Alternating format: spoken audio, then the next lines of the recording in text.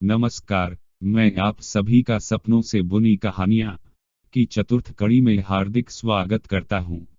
आज की कहानी का नाम है वरदान श्राप।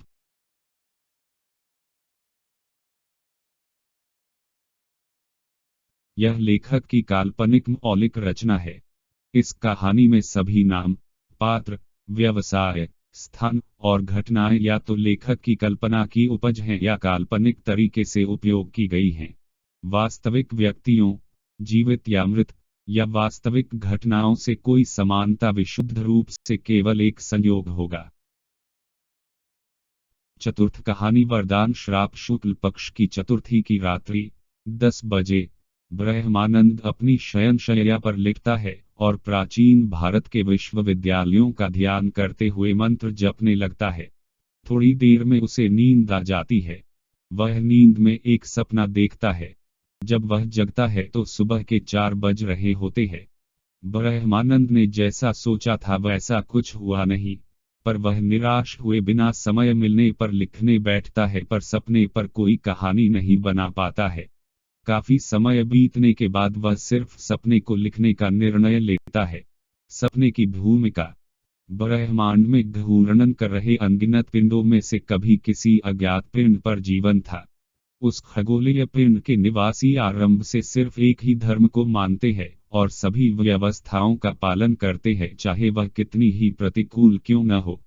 उनके लिए हर कार्य निराकार ब्रह्म की साधना है। वहां का समाज 4 वर्णों में विभक्त है और वर्ण जातियों में, जातियां उपजातियों में। वर्णों के आधार पर लिखित परीक्षा होती है और कर्म का निर्धारण होता है। उसी खगोलीय पिंड पर ताम्र नाम का नवयुवक रहता है। उसे यह व्यवस्था बिल्कुल पसंद नहीं है। वह चौथे वर्ण का है और उस वर्ण की अधिकांश जनसंख्या निम्नतम श्रेणी की उपजाति में आती है, जिनका जीवन बहुत दयनीय है। उनके पास किसी तरह के अधिकार नहीं है। 21 वर्ष तक विवाह करना और बच्चे उत्पन्न करना उनके लिए अनिवार्य है। दिन भर कठिन परिश्रम और गंदगी में काम करने बाद भी पेट भरकर स्वच्छ और अच्छा अनाज प्रतिदिन एक समय के लिए जुटा पाना उनके लिए कठिन है। उन्हें ज्यादातर दूसरों के यहाँ के बचे खाने से ही काम चलाना पड़ता है। उनके समुदाय के घर नगर के बाहर बनाए गए हैं। इस वर्ग के सभी 18 से 21 वर्ष के लोगों को कर्म निर्धारण के लिए केवल एक बार ही परीक्षा देने का अवसर मिलता है। इसमें केवल 10% लोगों को ही उत्तीर्ण किए जाते हैं। अनुत्तीर्ण लोगों को निम्नतम श्रेणी में रखकर उनका जीवन सदैव के लिए नरक के तुल्य कर दिया जाता है। इस बार ताम्र भी 18 वर्ष का हो चुका है। वह वहां के ब्राह्मणों से अत्यंत घृणा करता है। उसको लगता है यह अन्यायपूर्ण व्यवस्था ब्राह्मणों ने अपना स्वार्थ साधने के लिए बनाई है। वे सदैव समाज में एक ऐसा वर्ग बनाए रखना चाहते हैं जो आर्थिक रूप से दबा हुआ, अशिक्षित, कलाहीन हो और परिवार में अधिक सदस्य होने के कारण हर परिस्थिति में किसी भी तरह का काम करने को तैयार हो, जिससे कि वे धन का लोभ और धर्म का भय दिखाकर अपने अनुसार समाज का शोषण करते हुए स्वयं आनंद से जीवन व्यतीत करते रहे। सपने का प्रथम दृश्य: बहुत बड़े परीक्षा कक्ष में ताम्र लिखित परीक्षा दे रहा है। कुछ समय के बाद सभी परीक्षार्थी प्रश्न पत्र और उत्तर पुस्तिका दोनों जमा करके कक्ष से बाहर जाने लगते हैं। अंत में ताम्र भी बाहर आ जाता है। परीक्षा कक्ष बहुत बड़े भूखंड पर बना है। परीक्षा कक्ष से कुछ दूरी पर उसी भूखंड पर 3 छोटे कक्ष बने हैं, जहां संबंधित अधिकारी बैठते हैं। सपने का द्वितीय दृश्य: ताम्र इधर उधर वहीं घूम रहा है। वहां 4-5 युवक और घूम रहे हैं। ताम्र एक पीपल के वृक्ष के पास जाके खड़ा हो जाता है। वहां समीप में कुछ झाड़ियां भी है। इन झाड़ियों के बीच में कमजोर अल्पविकसित बैर का पेड़ भी है। एक सेवक अंकों के आधार पर क्रम से लगे उत्तर पुस्तिकाओं के प्रथम पृष्ठों, जिन पर अनुक्रमांक हर प्रश्न में प्राप्त अंकों का योग अंकित हैं, लेकर पैदल संबंधित अधिकारी के कक्ष में जा रहा है। पीपल के पेड़ के पास पहुंचते ही ताम्र के मित्र कुछ क्षण के लिए सेवक को बातों में उलझा लेते हैं। उन्हीं क्षणों में ताम्र 1/4 पृष्ठों को सेवक के झोले से निकालकर झाड़ियों में बैर के पेड़ के पास फेंक देता है।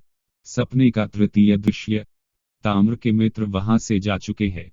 ताम्र पीपल के पेड़ के नीचे बैठा परिसर में आंखें इधर उधर घूमाता कुछ सोच रहा है। परिसर से सभी परीक्षार्थी जा चुके हैं। कुछ देर बाद उसे लगता है कि उससे बहुत बड़ा पाप हो गया है। उसने अपने हित के लिए कई योग्य लोगों और उनके परिवार का जीवन नरक तुल्य कर दिए जाने की व्यवस्था कर दी है। उसे बहुत दुख होता है। वह अपनी भूल सही करने का उपाय सोचने लगता है। सपने का चतुर्थ दृश्य। ताम्र संबंधित अधिकारी के कक्ष की ओर चलना प्रारंभ करता है। वह चलते चलते सोच रहा है कि वहां जाकर वह क्या कहेगा। कक्ष के द्वार पर पहुंचने पर अधिकारी उसे बिना सुने डांट कर भगा देता है। ताम्र को बहुत बुरा लगता है। वह चुपचाप वहां से वापस हो जाता है। सपने का पंचम दृश्य। दुखी ताम्र कुछ सोचता हुआ जल्दी जल्दी सुनसान मैदान में चला जा रहा। लगभग अंधेरा हो गया है। तभी ठोकर लगने से वह गिर जाता है। जब उठता है तो स्वयं को जंगल में पाता है। चारों ओर सूर्य का प्रकाश है। जहां वह खड़ा है वहां पास में ही ठंडे मीठे पानी का स्रोत है। आसपास के पेड़ों में कुछ फल के पेड़ है। उसके ठीक सामने एक बहुत घना और बड़ा पीपल का वृक्ष है, जिसके चारों ओर मिट्टी का ढेर लगाकर सुंदर सा सुखासन में बैठने और शवासन में सोने का स्थान बना है। ताम्र वहां आसपास घूम कर देखता है। उसे कोई नहीं दिखता है। उसको जंगल बहुत अच्छा लगता है। वह सुखासन में बैठकर सन्यासी के जैसे ध्यान लगाने का नाटक करके हंसता, शवासन में सोता, फल फूल खाता, मीठा पानी पीता। एक दिन उसे नींद में मंत्र सुनाई देता है। वह दिन रात उसको जपने का प्रयास करने लगता है। मंत्र जपते जपते उसे कुंडलिनी साधना की विधि पता चलती है। अब वह तप और जप दोनों करने लगता है। बहुत दिन बीतने के बाद अचानक से उसका मन पकवान खाने का होता है। वह जैसे ही पकवान का ध्यान कर मंत्र बोलता है, पकवान स्वर्ण पात्र में उसके सामने प्रकट हो जाता है। वह बहुत हर्षित होता है। अब वह इच्छा मात्र से कुछ भी उत्पन्न और विलीन कर सकता है। उसके मन में किसी प्रकार का द्वेष, क्रोध, अहम नहीं रह गया है। कभी कभी पेड़, पौधे, पक्षी भी उससे बातें करते हैं। एक दिन तप करते समय उसे लगा कि कोई उसके सम्मुख खड़ा है। वह नेत्र खोलता है तो एक दुबला पतला बूढ़ा ब्राह्मण लाठी के सहारे कंधे पर पीला जनेऊ डाले, लाल धोती पहने उसके सम्मुख खड़ा होता है। वह ब्राह्मण को देख क्रोधित हो जाता है। ब्राह्मण: भिक्षाम देहि। ताम्र: नगर में सब मर गए हैं क्या, जो तुम जंगल लूटने चले आए हो? तुमको देखकर लगता है कि नगर में शोषण करने के लिए कोई शेष नहीं रह गया है। तुम्हारी ही ऐसी स्थिति है कि सभी लूट करने वालों की। ब्राह्मण: भिक्षाम देहि। ताम्र: कैसे मंत्र जपने और ध्यान लगाने वाले हो कि अपनी क्षुधा भी नहीं मिटा सकते। जीवन भर तुमने बस अड़ोग किया है। तुम लोगों को कालकोठरी में डाल देना चाहिए। उच्च स्वर में देख लोगी, मैं तुम्हें दिखता हूँ। मंत्र क्या होता है, जप क्या होता है, तप क्या होता है, बता क्या चाहिए। बहुत उच्च स्वर में देख लोगी देख। इतना बोलते ही ब्राह्मण के सामने स्वर्ण पात्रों में बहुत सा अलग अलग अनाज, फल, पकवान, मिष्ठान प्रकट हो जाते हैं। ताम्र: कपटी, दूसरों के परिश्रम पर जीवन जीने वाले। बहुत उच्च स्वर में धर्त, उठा ले, जो चाहिए। ब्राह्मण झोली का मुंह खोलते हुए भिक्षाम देहि।